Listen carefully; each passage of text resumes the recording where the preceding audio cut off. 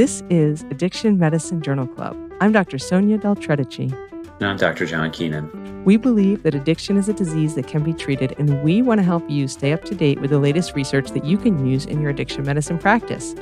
This podcast also offers Category 1 CME credit through MyCares and Michigan State University. The links for the CME are in the show notes. This week, we are going to be discussing an article about urine drug screens and treatment retention. How are you doing tonight, John?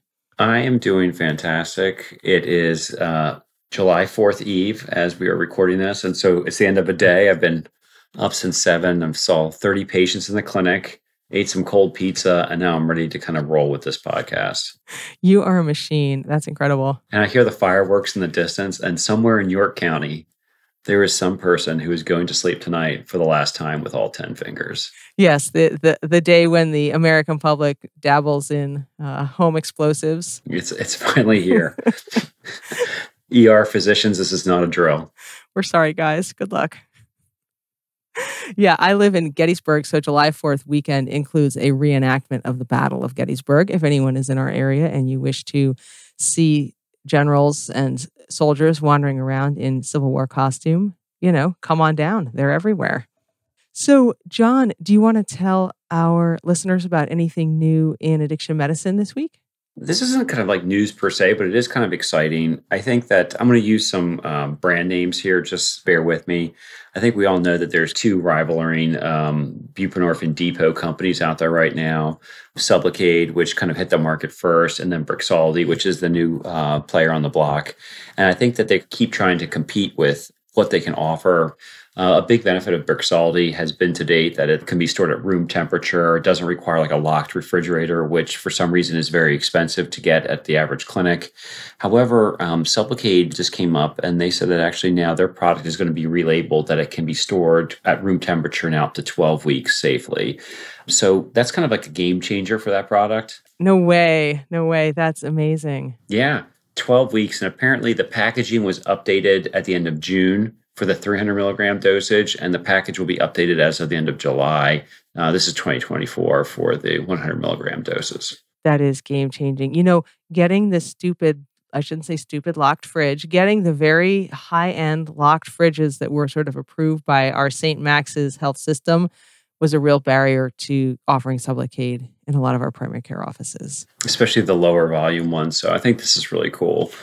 I'm glad that we're going to be able to do this. I think it's going to make it tougher and tougher really to kind of pick. I'm interested to see if insurance eventually kind of drives people to one or the other. Yeah. Do you have a preference? I do. Do you? I don't. I actually see pros and cons of both brands, and I give the patient kind of the options. I see significant differences, not in the core use, because they're both long-acting injectable buprenorphine, injection every 4 weeks, more or less the same, but I feel like the Subliminal brand is a lot more long-acting. So patients who really desire to use it for a taper, that's the product of choice. But the injections are much more difficult for patients. Painful, you get a big lump, you can kind of see it on the outside, whereas the other brand, the Brixaldi, is a much lower volume. So the injection itself is much better tolerated. That's my difference. So I don't say I like one more than the other, but they're different. I have a preference. I'll keep it to myself, but it's certainly, I feel like I have a very refined process at my office. I'm not a specialty office, right? So my staff does everything from children and newborns all the way up to addiction med. I do hepatitis C. Now I do HIVs. So I feel like I'm always training them in something new. It's really hard to have processes in place for all of these things, to have 9 options for treatment. I have a very refined relationship with one of our specialty pharmacies, and it really works quite well. Everything's kind of runs seamlessly. So I'm almost kind of at the point, if it ain't broke, don't fix it. Right. You offer what you offer. It works really well. No need to offer everything. It's like when you see simvastatin on the med list. If it ain't broke, just leave it alone. It's an internal medicine joke there for you. Totally. Although the residents are the worst at that. They see this less than ideal care on our patients, and they change it all to the most up-to-date, more ideal care. And then I feel sort of dumb as a doctor that I didn't do it myself. They always have the guts to just, even if it ain't broke, to fix it. I used to do that when I was younger. I feel like now, if it does a good job, it's well enough. Sometimes if you can really break this ship if you change too much too quickly. Make too many changes. Well, that is amazing news. Actually, I'm going to make sure I get that reference, and I will be letting all of the St. Max prescribers know about that.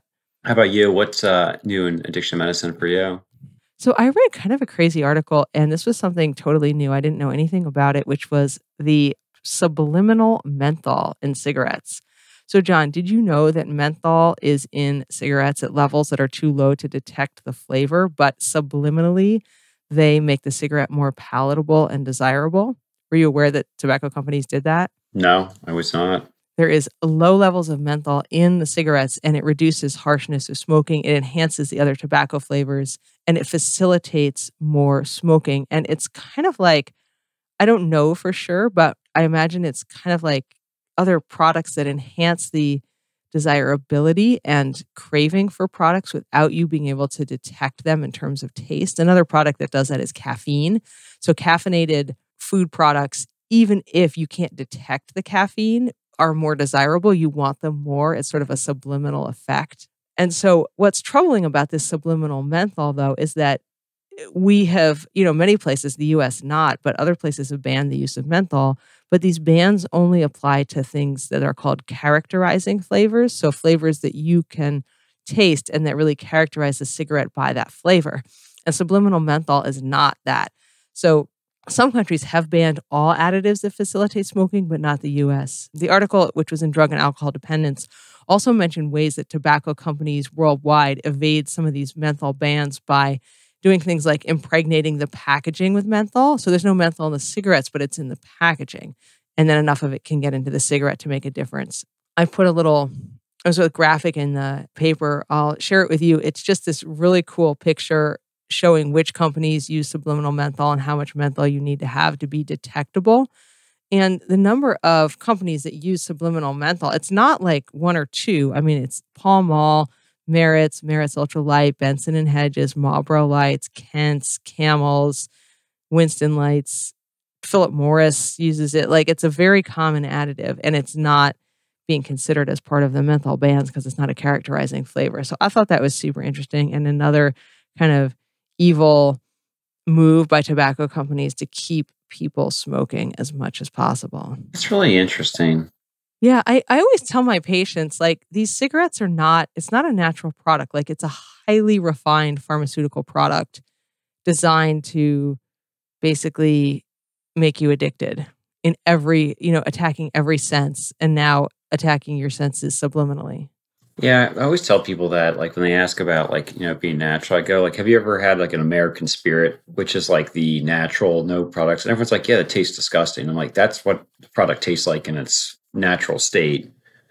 It's interesting. I was quick Google search here. I wanted to see, because, like, those are interestingly not who I think of when I think of, like, menthol cigarettes. I mean, like, number one, it's still saying is Newports. And I wonder, I don't see that on the list. And certainly I feel like many of my patients that smoke menthol cigarettes, that's kind of their go-to. Well, right. If you are an official menthol cigarette, you don't need to have subliminal menthol. You don't need secret menthol. You have whatever the opposite of subliminal is, menthol. Oh, okay. I understand now. Now I mean, okay. That makes more sense now. So on that note about how tobacco companies continue to conspire to kill our citizens, do you want to tell us about your article? Yeah, I think it's kind of an interesting article. It's Association of Random and Observed Urine Drug Screening with Long-Term Retention and Opioid Treatment Programs. It's from Drug and Alcohol Dependence, February 2024. This is kind of good when we presented this kind of live. I thought this had some interesting discussion at the end. Most people kind of vehemently disagreeing with my thoughts on the article as you're reflecting on it, but still good discussion altogether. So background here, opioid overdose deaths have historically been on the rise in the U.S. Previous studies have shown that medications for opioid use disorder have been shown to reduce mortality post-overdose. Medications for opioid use disorder patients often face stigma from providers and communities.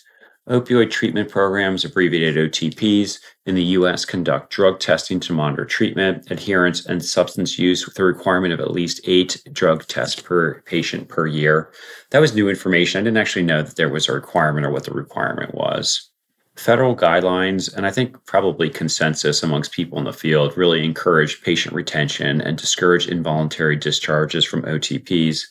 There is significant variation in drug testing frequency among states. Previous qualitative studies have shown that patients in methadone clinics often report feeling stigmatized by observed drug testing, which kind of makes a lot of sense. I think it is very stigmatizing practice overall. Involuntary discharge from methadone treatment is linked to high mortality. Returning to street opioids post-discharge from OTPs has previously been linked to an increased risk of fatal overdose. While previous qualitative research suggests some urine testing methods may be stigmatizing for patients, there really is no data to date on the relationship between urine drug testing practices and how this affects treatment and retention in opioid treatment programs. What do you think about that background, Sonya? Well, the whole question is like, what's the point of us doing urine drug screens? And especially at a methadone clinic, I guess once people get significant take homes, they could be diverting their medication. But like the whole point is to, I guess, catch people using drugs and then do what with that information? Like discharge them from treatment. If you think about it as like the whole point of being in treatment is to help people not use drugs, to fire them from treatment if they do use drugs is kind of nonsensical. So it's like, what is the point of all these urine drug screens? How does it really help us? Does it really help people? And especially observed urine drug screens, it makes you feel like the patients are trying to somehow pull one over on you and pretend they're not using drugs. And they would only do that if the stakes were high, like there was some kind of secondary gain, i.e., they don't want to be fired from treatment, which is kind of understandable. Like if you want treatment, who wants to be fired from it, you know? Correct. So I just think it's just really interesting. We do so many urine drug screens and like, what's the point, right? What do we do with that information? Yeah, maybe it's the oppositionalist in me, but I do wonder something I do all the time that I'm not really using that information for, like cataract surgery pre-ops. I wonder like what is the point of this? And I think I was like, is this really an efficient use of resources, time? And then you think about if it has no point, does it really? It's just doing the activity, doing the patient disjustice. I mean, I think these are rational questions that I've thought after ordering thousands of urine drugs tests I've ordered in my career. So thousands and thousands, I'm sure, actually, now that I'm thinking about it. So what is the clinical question here? What are the characteristics of methadone-based OTPs that are high utilizers of random and or observed urine drug screens? So like, what is the background? Like what type of clinics are doing this? And then what is the association between UDS treatment practices and retention to treatment at 1 year or longer? So a little bit about this study. It's a cross-sectional secondary analysis that was conducted on 150 eligible opioid treatment programs offering methadone. The study surveyed these programs about their urine drug testing practices and participant retention, and this was done between 2016 and 2017. The study utilized de-identified data from the 2016-2017 wave of the National Drug Abuse Treatment System survey, that's the NDATSS, a nationally representative survey of outpatient substance use treatment programs in the U.S. These were internet-based surveys that were conducted with directors and supervisors of the programs, sampled from Substance Abuse and Mental Health Service Administration treatment locators. The survey included both OTPs and drug-free outpatient treatment centers with a response rate of 86.5%. So most places that were sampled did respond. Eligibility for inclusion and analysis here was that you had to be an opioid treatment program offering methadone, and you had to be an opioid treatment program must have responded to the questions via electronic survey on the randomized and observed urine drug practices and the percentage of patients retained. So they had to not only be like a methadone program, but they also had to respond to the questions, and they had to kind of give answers relative to the two domains of interest. Exposure was this 4-level variable based upon the OTPs were whether they're high utilizers of random and or observed UDSs, and they considered basically a high utilizer of either of those practices if greater than or equal to 90% of client population received those. And this is based upon program supervisor survey response. The two questions that they analyzed out of the survey directly was one, for about what percent of your current substance abuse clients do you perform random urine testing each month, ? And number two, for about what percent of your current substance abuse clients do you perform observed urine testing? So those was like the two primary data questions out of the survey. And they just like asked that question. They didn't collect like objective records or anything. No, this is just survey data. So, we'll get into this. And it's also the supervisors responding. Mm-hmm. So as you know, every healthcare administrator has kind of complete knowledge of the practices of their organization and those below them. So Exactly. I mean, it's an interesting question. I think it gets down to a little bit. We'll talk about like clinic philosophy, kind of primary drives of treatment. I think it was interesting, kind of more the qualitative component of this, to be quite honest, but we'll get to that. So outcomes, the primary outcome was the proportion of clients retained in methadone treatment for at least 1 year, and they use this kind of as a proxy measure of treatment success. Secondary outcomes, there was a ton of things they looked at. So they looked at the association of different clinic variables with random observed and or lack of UDS collection. So like which one of these kind of met with which one of those practices. One is the quality of the interaction between the staff and clients is more important than getting the task done. So basically, are they looking at relationship outcome oriented, or are they more kind of results or absence outcome related programs? Do you use shared decision making? Monitoring for drug absence ranked as the top 1 or 2 reasons for the clinic conducting urine drug testing. They looked at, does the facility have in-house urinalysis testing? Do they have in-house billing and coding capacity? Have they received state grant funding? What employee size do they have? EMR presence, median UDSs per month. They encourage client detox prior to initiation from methadone, detox from methadone in less than a year after treatment. Do they have a profit status, caseload size per kind of counselor or treatment facility personnel, client insurance status. They also looked at how do policies for involuntary clinic discharge modify the effects of UDS mortality on treatment retention. So is there the presence of a discharge policy at all? Do program discharge for unexpected UDS results at all? So will a UDS result ever get you discharged? And what is that policy if it does exist? They looked at the typical covariates, sociodemographic variables like race, sex, insurance status, region. They looked at clinic factors, which is dual mental health diagnosis, and then basically did this fractional logic regression modeling to estimate kind of the relationship between UDS utilization, kind of methods of utilization, treatment retention, and they tried to account for the different variables in terms of clinic characteristics to see what was most important. What do you think of that trial so far? I mean, so far it's good. I honestly just don't know a lot of the ins and outs of running a methadone clinic. I don't run one. I've never worked at one. So all this stuff about is in-house billing and coding, do you have it in-house or not? Or do you have an in-house urinalysis lab or an EMR or stuff like that? I don't know really what that implies. I don't have a sense of a methadone clinic that either does or doesn't have that stuff. So I won't say the clinical question doesn't make sense to me. I just don't have enough background knowledge to understand their choice of outcomes, really. Is this triad valid? Discuss the next question. So kind of a little bit about this. The study was funded by a research grant from the National Institute of Health. The authors had a single financial disclosure limited to the National Institute on Drug Abuse as like a financial contributor. Is a cross-sectional design which limits causal conclusions or relationships. The data was obtained from this National Drug Abuse Treatment Survey, and it had a relatively high response rate of 86.5%. Results from the survey are well documented in kind of like the addiction literature otherwise, in terms of validity, in terms of a marker of access and utilization of these programs. So relatively good data collection source.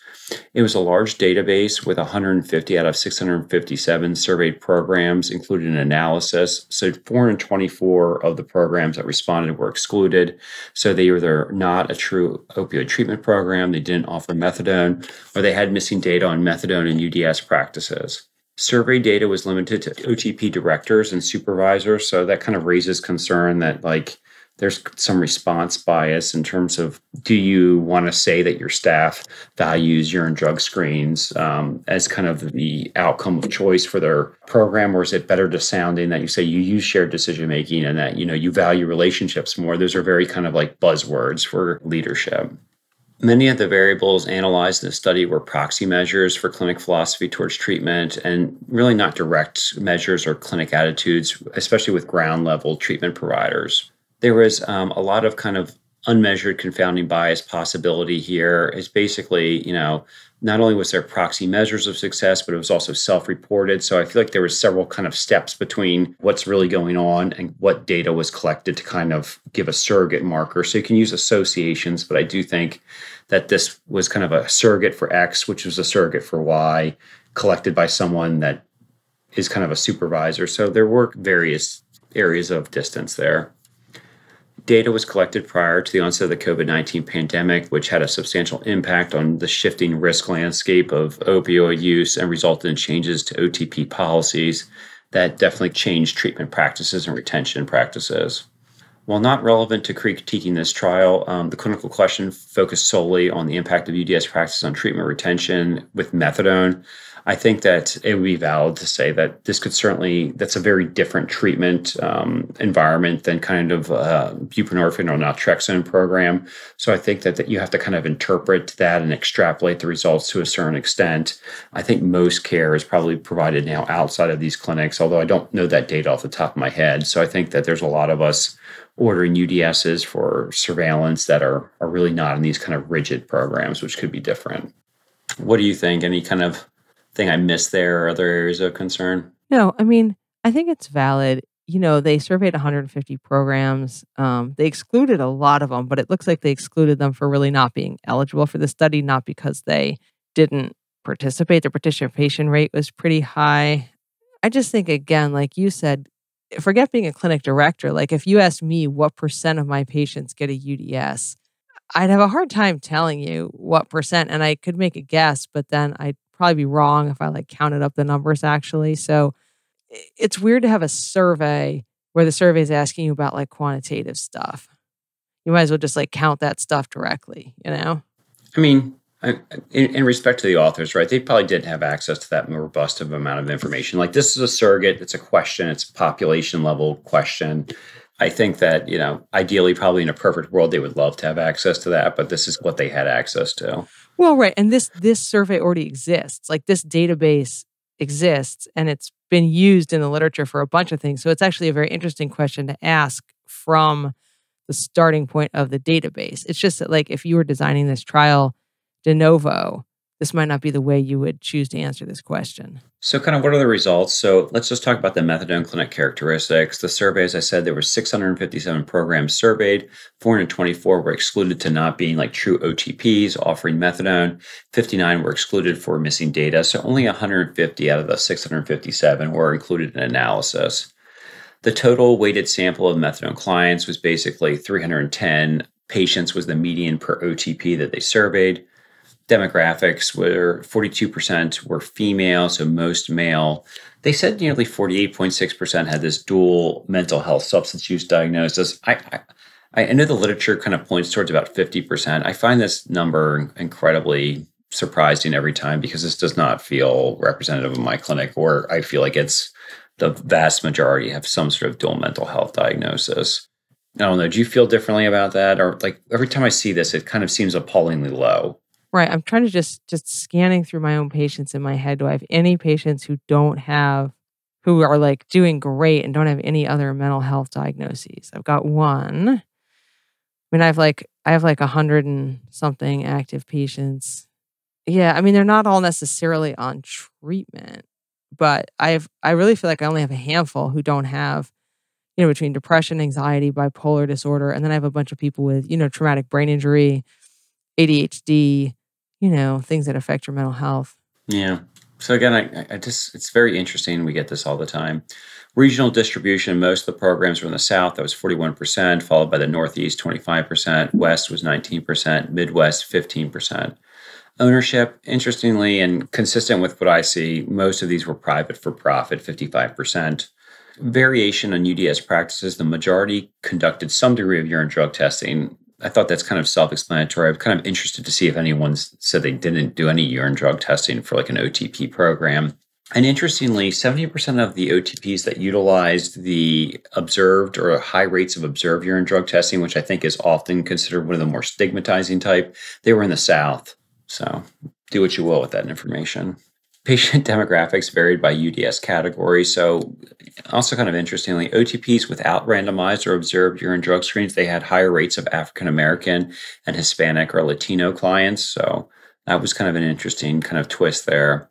OTPs with high observed UDSs had lower African Americans and Hispanic clients. So basically there was an inverse relationship between higher rate of kind of minorities and decreased rates of urine drug screens that were observed and randomized.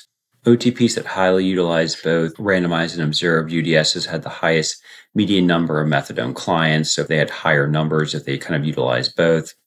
Interestingly, the median UDS frequency across them, all the OTPs, was about one per month. So, and they said that almost all OTPs incorporated UDS testing. I would be interested to see what's the one that doesn't, but again, they didn't kind of say that. Clinic philosophy. Basically, they talked about patient-centered care scores range from 0 to 3. The overall median score was 2. And that was pretty consistent amongst all the OTP categories. OTPs with the highest observed and randomized UDSs were most likely, with 29.3%, to cite monitoring urine drug absence as a top reason for conducting urine drug testing. So they were 29.3% of the time versus an average overall amongst OL programs of 19.1%, meaning that if you increased drug absence emphasis, you increase the odds ratio of kind of observed or random urine drug screens. 61% of OTPs using both observed and randomized UDSs emphasize the importance of quality staff-client interactions over task completion, so kind of relationship over outcome. That was compared to 67.6% overall. This means that if you decrease the importance of the staff-client interactions, you increase the chances of your program doing observed and random urine drug screens. Clinic resources scores range from 0 to 5. Overall score, median score was 2. Seems somewhat consistent with the feelings that resources were on the lower side for these programs. 10.4% of OTPs not highly utilizing observed or randomized UDSs had in-house capacity for urinalysis of UDS samples compared to 3.4% overall, meaning that interestingly, if you had increased your in-house UDS capacity, you actually decreased your observed or randomized urine drug screens. On the flip side, 54.6% of OTPs without high observed or randomized UDSs had access to electronic health resources compared to 71.1% overall, meaning that if you had lower access to EHR, you had an increased likelihood of observed and random urine drug screens. Mostly, I would think that they're probably getting information from other sources to kind of justify and collaborate their care. When it gets down to like the big primary question was about kind of association of UDS practices and retention at 1+ year. So after adjusting for clinic philosophy and resources, long-term retention varied significantly. 68.9% among OTPs who did not utilize high rates of randomized or observed urine drug screens versus 57.2% amongst OTPs who did utilize high rates of randomized and observed urine drug screen. So kind of not surprisingly, kind of more randomized and observed urine drug screens decrease your likelihood of retention to treatment after a year. Long-term retention was notably lower for OTPs with higher rates of UDSs. So 13% lower for OTPs using high rates of randomized and observed UDSs compared to those not utilizing either practices. So again, increased retention with decreased use of these two practices for urine drug testing. It was 10% lower for OTPs using high rates of randomized UDSs only compared to those not utilizing either practice. And it was only 5% lower for OTPs using high rates of observed urine drug testing only. I thought that was interesting that the observed urine drug testing was associated with not as much of a reduction in retention as the random urine drug testing, because I feel like kind of the observed testing is often what people cite as the most stigmatizing and demeaning. Interestingly, they looked at the impact of a discharge policy for positive urine drug screens and their association between testing and retention. And I thought this was kind of interesting. OTPs without a discharge policy showed a larger reduction in long-term retention with randomized urine drug screens than those with a discharge policy. So basically, there's a 10% lower overall statistic.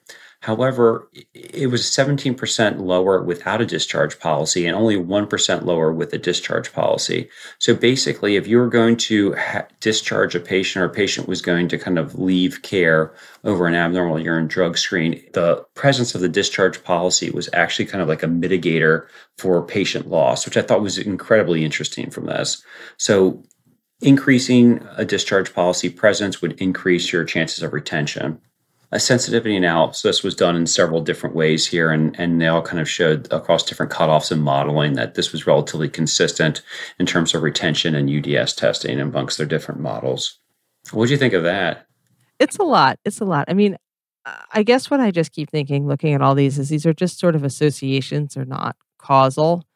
And so if a patient who's doing badly in treatment, maybe they get more urine drug screens because they're coming in more frequently because they're not doing well. Or like if you get one urine drug screen and it's positive for whatever, then you're told to come back in a week instead of 2 weeks with your take homes. And then you get another urine drug screen. So suddenly you got two a month. Whereas if you were doing well, you would only get one a month. And so I think it's just, you got to be careful with the story that the data tell.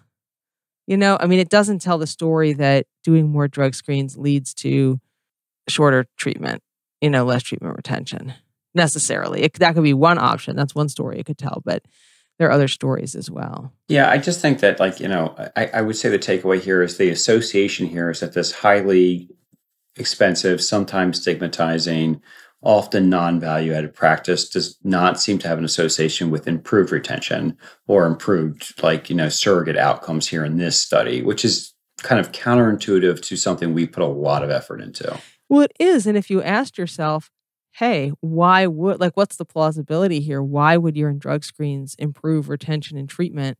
I have trouble thinking of a reason unless I were going to fire the patients if the urine drug screen were positive. But then you would think that it would just lead to people leaving treatment. So I can't even think of a way that, it's sort of ridiculous to say because it's like a mainstay of addiction treatment. But what's the point, How could it lead to better treatment? I mean, kind of summarizing this up. So I'm a family doc, I do addiction medicine, and I have some chronic pain patients as well. I do a lot of urine drug testing. My clinic does predominantly involve buprenorphine, naltrexone, probably buprenorphine the most. So it doesn't kind of directly correlate to this trial of outpatient treatment programs for methadone. I do question this a lot, as I've discussed. I feel I wonder, I order so many of these. I know that it's a very tedious process. I know my staff really struggle with keeping up with this very busy clinic, getting all these drug screens. I think that oftentimes when there is an issue, it often results in a patient kind of filibustering the drug screen for 45 minutes, sitting in the room that they can't pee. And it ends up being this kind of slow down to the clinic where really it slows down the real meaningful conversation here. So I don't really think it adds so much all the time. And to be honest with you, it almost never affects my true treatment plan, right? I think maybe when I was younger and I was a little bit more focused on urine drug screens as outcomes for patients, it probably did. And probably that was when I was not as good of a doctor as I currently am at what I do with this, right? I think that was an evolution of my care for patients with this condition. But I think it's something that definitely kind of warrants reconsideration. I find it really kind of most surprising that the UDS policy kind of mitigated some of this patient loss, because that seems incredibly counterintuitive to what we normally think of with addiction medicine. I think that, everyone always uses the terminology, every conference, about individualized recovery tailored to a person's personal cultural beliefs, their own spirituality, and their feelings of the world around them. So normally the kind of the theme is always tailored, individualized care, not cookie cutter, one size fit all policy. So I find that very interesting, and I would love to somehow kind of explore that further. Well, right. And it is interesting because theoretically, the point of all these urine drug screens is to encourage people not to use drugs, and then they would not use drugs, so they would be in treatment longer. Theoretically, that's what they're for. So if you have a policy where people know about it and they avoid drug use because they don't want to be discharged, then sure, maybe discharge policies could be related to longer retention and treatment. I just feel like what we've seen with illicit fentanyl now on the market, there's no consequence that's strong enough to keep people off drugs. Forget being discharged from treatment. If you use drugs, you could die. And even that's not enough of a threat to sort of keep people from using. So the threat that you'll be discharged from treatment is a little weak in the face of, massive fentanyl effects. Yeah. And after we had a lot of heated discussion, and I feel like that, questioning the urine drug screen at the Journal Club didn't go over well with our colleagues so well. But I think that, rethinking about it, how you use it, is something I have done.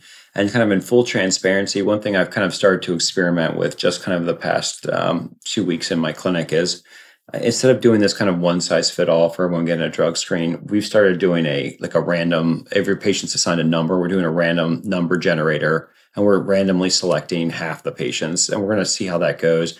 And I'll tell you, it's been amazing how people have just like, Dr. Keenan he doesn't want a drug screen today. Oh, and they're like taken back and like surprised and like, they're like, this is great. Thank you so much. And it's like, they feel like I'm like trusting them, and I do trust them, but I feel like, some of them, especially the long-term stable people, that was really like a positive thing for them. Like I almost feel bad about my practices to date. Well, I'm glad you're doing a random number generator. That's very honest. So you're not using your bias to sort of do screens on people who you have some sort of gut feeling about. You're really trying to make it unbiased. Currently, yes.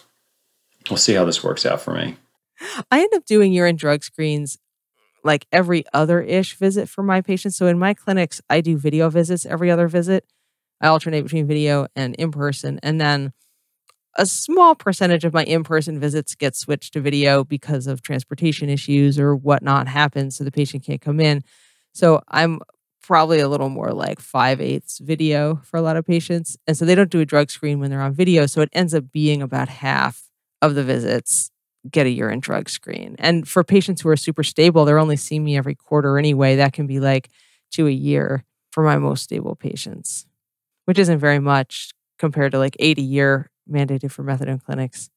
But I will say, we're talking real negative about urine drug screens. I actually thought hard about, should I even bother continuing them? And I decided to do it because I feel like they allow me to have conversations with people about drug use. And I think, and I'm not going to blame the patients. I think they are so used to being stigmatized and punished for drug use, and they are used to lying and hiding their drug use from authority figures or people they want to put a good face on it for me and for our recovery counselor that they're doing well. And they would not tell me about the drugs they're using. And I really need to open up conversations with people about their cocaine use, their methamphetamine use. Like I can't really help them as well as I would like to if they're not telling me what they're actually doing.